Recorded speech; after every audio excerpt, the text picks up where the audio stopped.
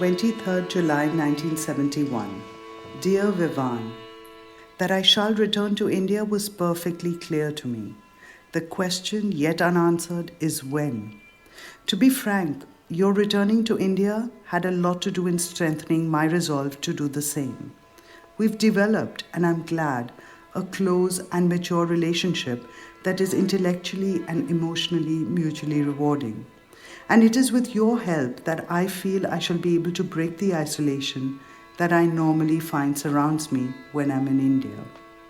This isolation is undoubtedly self-imposed. You're a much stronger character than I am in many ways. Your involvement goes far deeper and your organizational talents are more effective.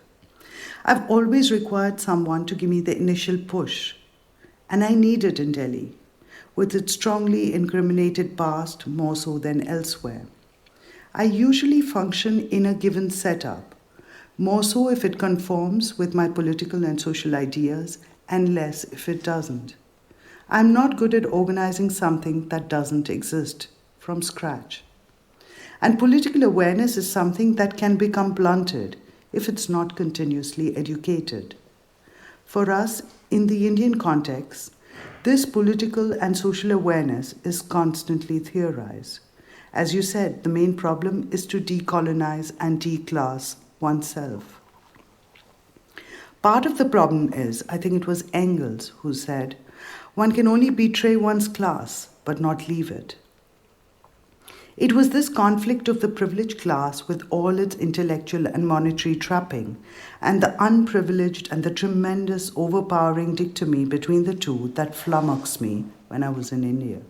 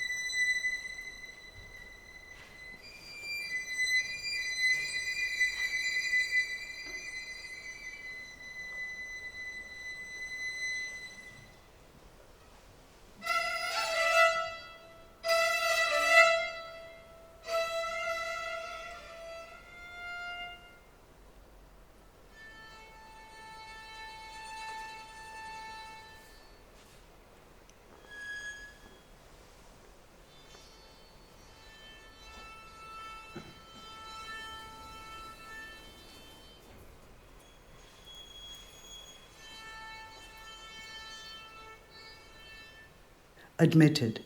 I didn't know how to combat it in political terms then, and I'm not quite sure I know now.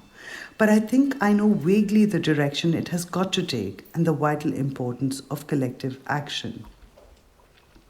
So you see, I'm tapping around in the dark. I'm perfectly aware that to live on in Germany would make me forever a fringe existence, working on the periphery of this society. I cannot identify with this country and never will. The problems in India are too enormous to allow me to do so. And my awareness of being Indian, despite the fact that I do not speak an Indian language, that I have not lived life as Indian, whatever that identity may be, that I am of a class that is deeply colonial and exploiters. Despite all of these things, I'm aware of a commitment to India. The first I mentioned, isolation. But I feel more confident in overcoming that with my changing political awareness and with you and the people you have organized around you.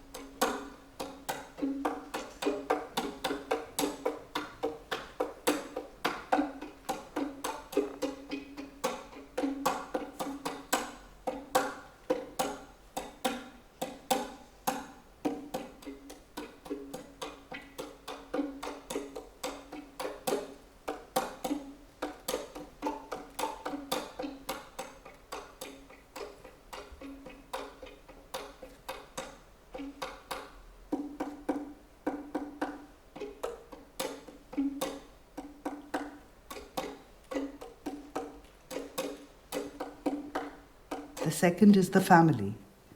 I found it very difficult to cope in the 3 months I was home in 1970. I found myself going harsh and intolerant through sheer frustration. These two wrecked existences and the mania mummy had about food, about my not getting married, about my unhappiness was something I just could not cope with. I know I'm running away from responsibility, but I think I may be wrong. That what would give them satisfaction is to see me married to a rich guy, preferably a foreign service type, not working. I remember Mummy once mentioning in a letter that she had enough money for me, so it would not be necessary for me to work. Kids, house, servants, for you a steady job, etc. That both of us are nonconformists to these ideals is a source of constant self reproach. They feel, I think, that if we had these things, or if they could give it to us, automatically everything would be all right again.